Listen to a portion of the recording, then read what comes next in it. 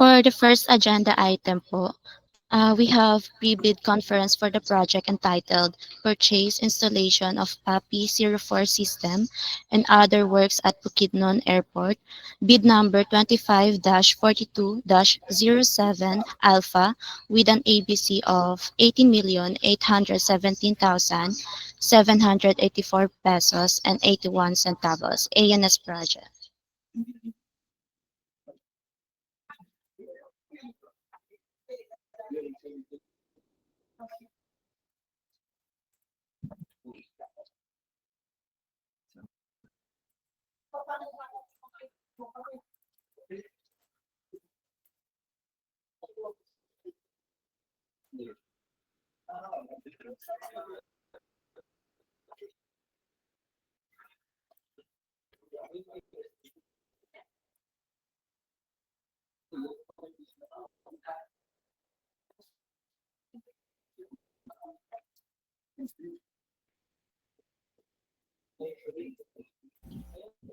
Good morning, BAC. Can you please confirm if the prospective bidders are already accepted in the meeting? Admitted na po. Good na? Okay. Thank you. Okay, good morning. Welcome to the pre-bid conference for the project of purchase installation of PAPI 04 system and other works at Bukidnon Airport with bid number 254207 Alpha. Today is July 10, 2025 via web conference of this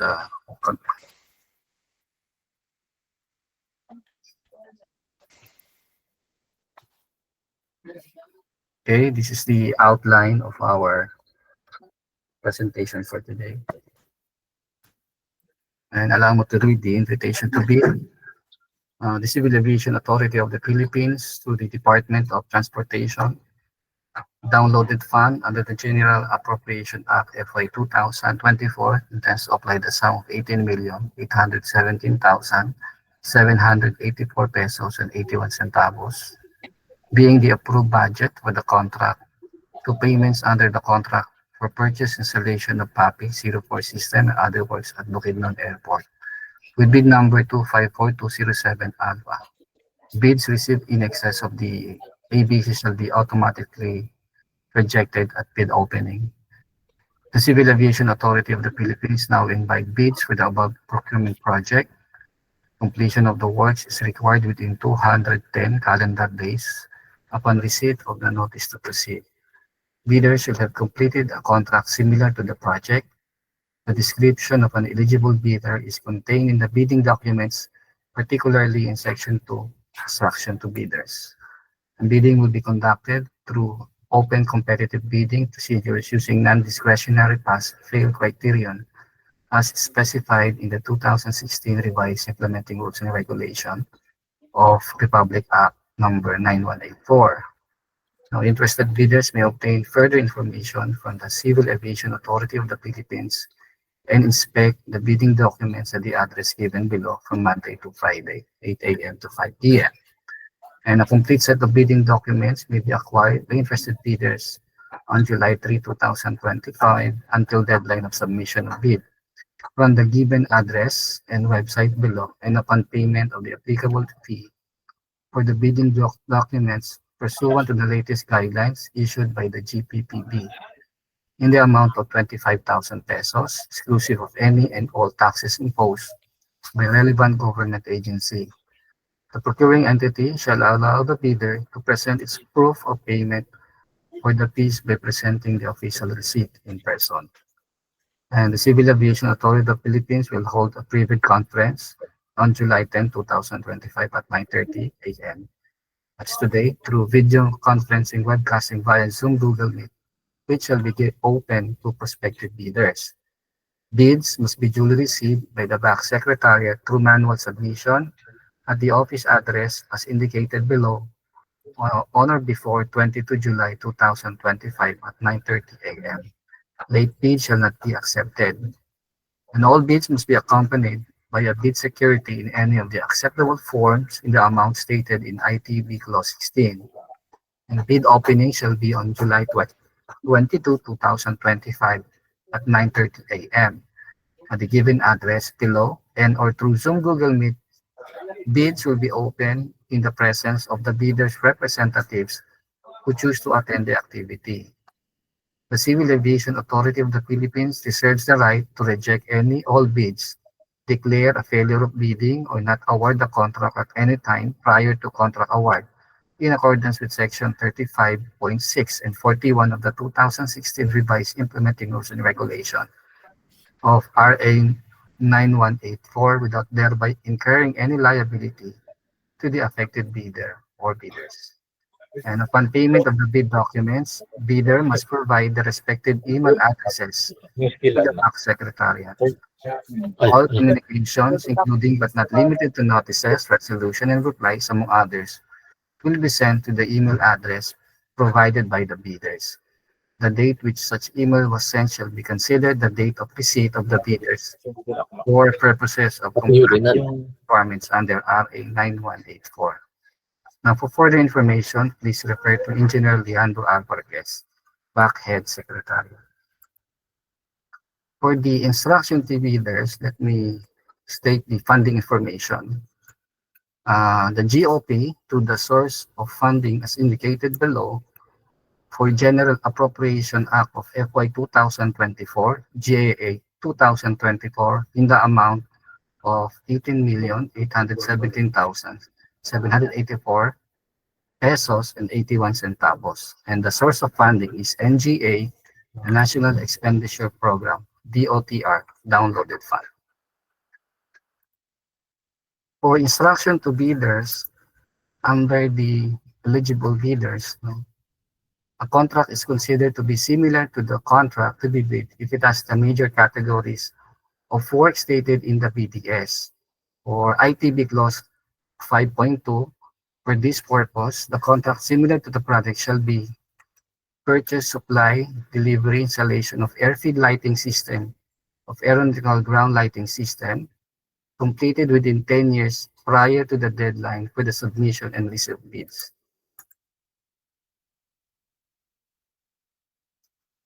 Subcontracting is not allowed for this project.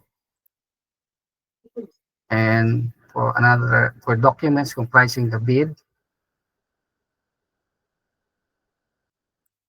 a valid PCAB license is required.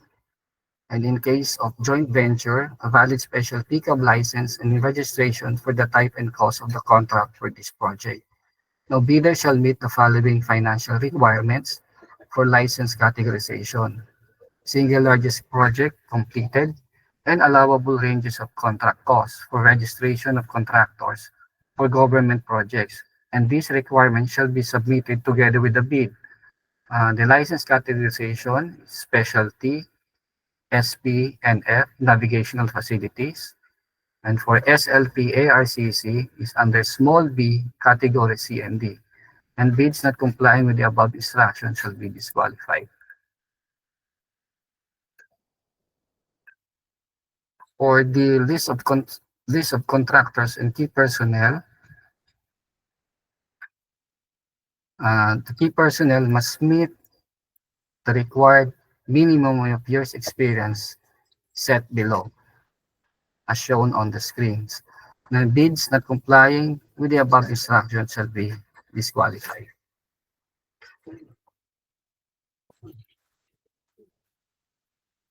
For another documents comprising the bid is the minimum major equipment requirement. And these are the minimum equipment required for these projects. And bids not complying with the above instructions shall be disqualified.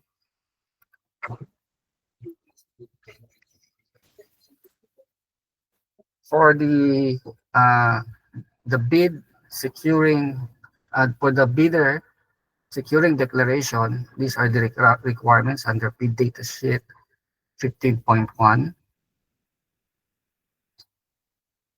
The bid security shall be in the form of bid securing declaration or any of the following forms and amount the amount of not less than 2% of ABC, equivalent to 376,355 pesos and 70 centavos. If bid security is in cash, issues manager's check, bank guarantee, or irrevocable letter of credit, and the amount of not less than 5% of ABC, amounting to 940,889 pesos and 24 centavos if bid security is in surety bond. And for sealing and marking of bids, each and every page thereof should be initialed, signed by the duly authorized representative of the bidder. Submitted eligibility, technical and financial documents should be properly marked with index tabs, ear tab, and to be sequentially paginated in accurate order in the form, i.e. page 3 of 100. Page number of last page of the documents per envelope basis. Pagination should be sequential based on the entire span of the whole documents inside the envelope. Bids not complying with the above instructions shall be disqualified, and each bidder must submit one original bid.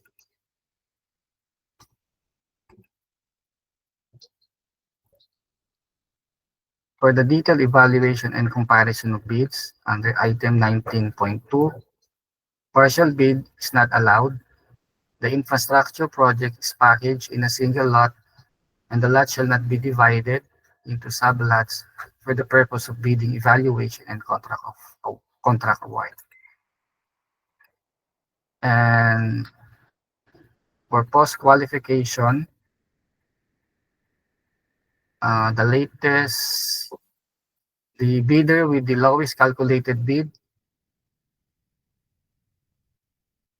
that complies with and is responsive to all the requirements and conditions shall submit its latest income and business tax returns filed through electronic filing and payment system, key personal licenses, certificate of site inspection duly signed by Air Navigation Service facility in charge or his/her duly authorized representative with the following documents as attachment: a copy of company ID of the person who conducted the site inspection, copy of the airport facility visitors logbook appearing the names and signatures of inspectors, pictures of the proposed site including the personnel who conducted the site inspection, together with the ANS facility in charge or his/her duly authorized representative, bid bulletin if any, and failure to submit any of the post-qualification requirements on time or a finding against the veracity of thereof shall disqualify the bidder for award,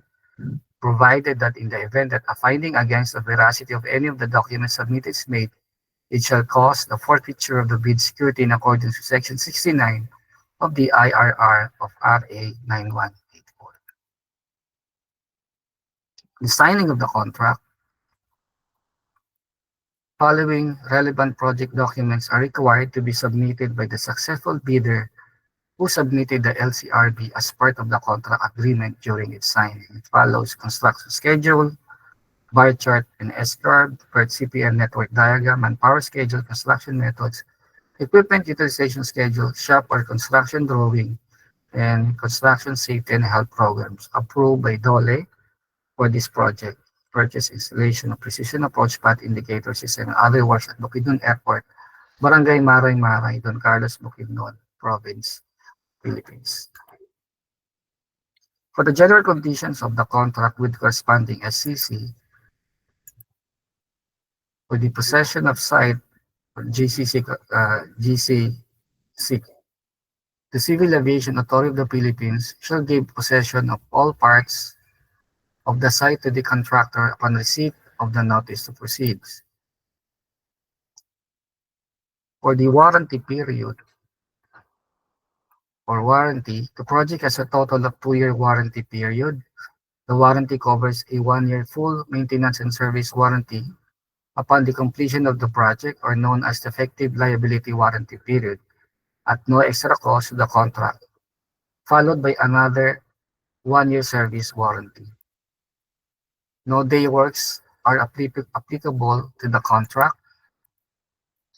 And for the program of work, The contractor shall submit a program of work to the procuring entities represented within 7 days of delivery of notice of award, and the amount to be withheld for late submission of any updated program of work is the price amount of the contract. There is no advance payment or mobilization fee shall be given to the contractor for this project. However, there is progress payment and no further instruction for the progress payment.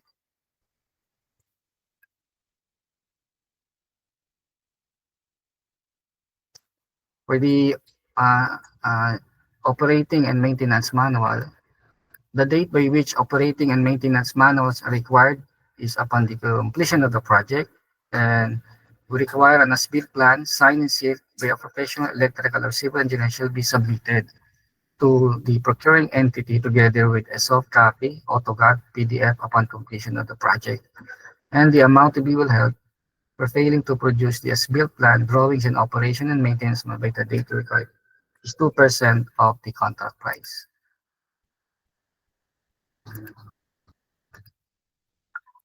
For the scope of work, I'll just list some of the principal features or highlights of the included in the proposal of the contract.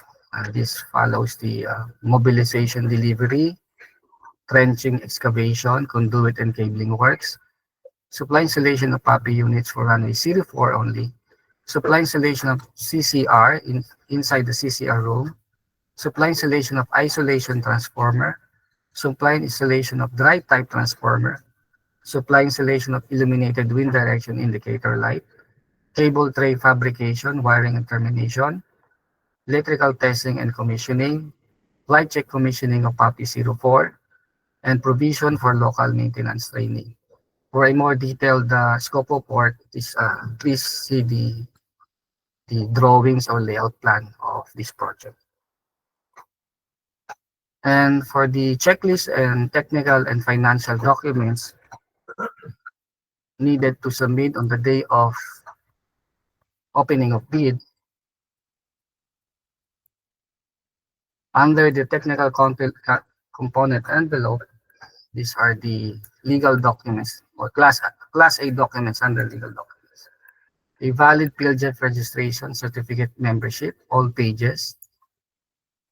Technical documents, statement of prospective bidder of all its ongoing government and private contracts, including contracts awarded but not yet started, if any, whether similar or not similar nature and complexity to contract to be bid.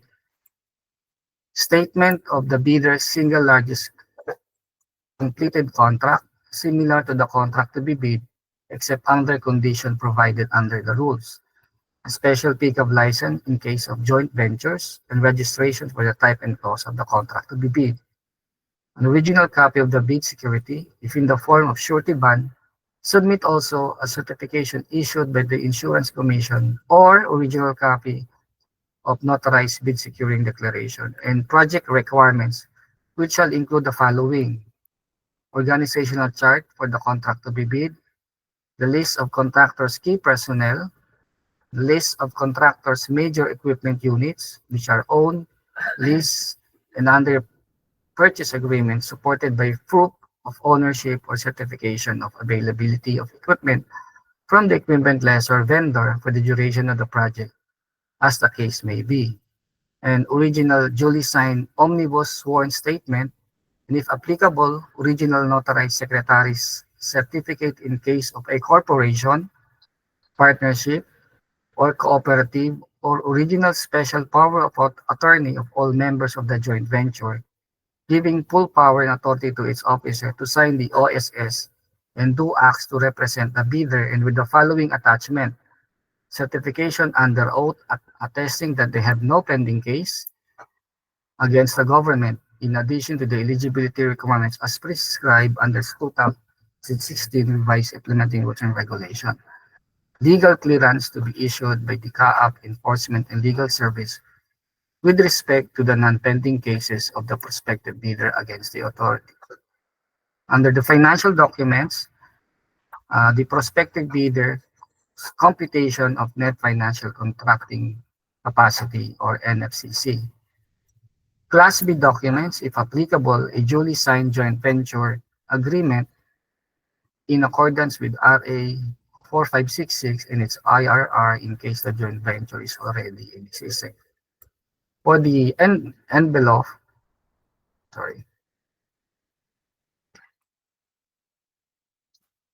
for the financial component envelope, these are the lists, original of duly signed and accomplished financial bid form and other documentary requirements under RA 9184. These are original duly signed bid prices in the bill of quantities and duly accomplished detailed estimate form, including a summary sheet indicating the unit prices of construction materials, labor rates, equipment rentals, used in coming up with the bid, and cash flow by quarter. Uh, Ends the presentation. If there is a question for the respective leaders, we are now open for discussion and clarification. Thank you.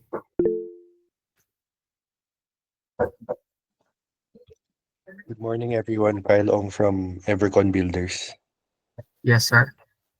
If there is conflict with the BOQ and drawings, please confirm that the specified BOQ quantity will prevail should there be discrepancy in quantity. Uh, it should be the bill of quantities will prevail in this matter po. Okay po. In relation to this, under item 2.1 of the BOQ, the excavation works for cable run with 0.3-meter width is specified. The Okay. drawings indicate multiple conduits to be installed in one trench, and 0.3-meter width of excavation will not be enough. Likewise, there is no available standard backhoe bucket that can perform excavation with width as narrow as 0.3 meters and to perform the required length of trench. Given the limited number hours of days, wider excavation will be required, which will result in significantly higher volume of excavation than what is provided in the BOQ. Consequently, the specified quantity of backfilling works and sandbedding in the BOQ will also increase. Please clarify how to go about the difference with specified quantity in the Uh, in, BOQ. yes, sir. In this case, sir, I will just issue um, a bid bulletin and referring to the quantity po and in the drawing, will maybe this will be subject for a variation order in that case. Okay po. And last question po. The warning tape in the drawing is 150 mm, but in the BOQ it is 3 inches.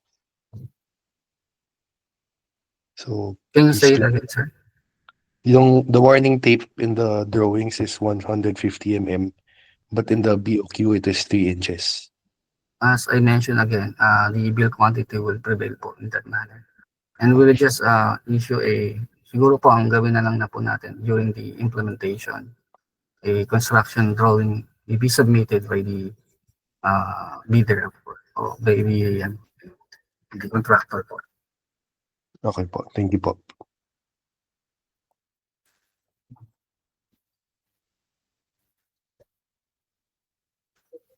Any question pa po?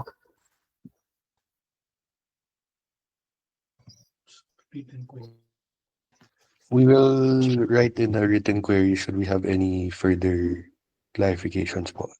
Yes, sir. Mas maganda po, sulat nyo na lang po and then we will issue a bid bulletin regarding on the query you have Okay po. raised. Thank you. Thank you po.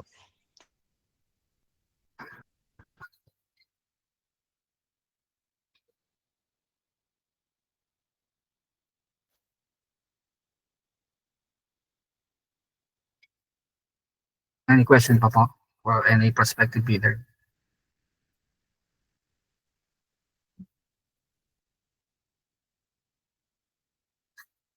I think wala na po.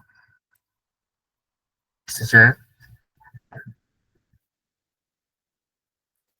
All right, thank you. Considering there are no further questions for this particular project, we can already close this pre-bid conference. Thank you so much for everyone who attended. We look forward to your submissions. You can dismiss the prospective bidders. Thank you.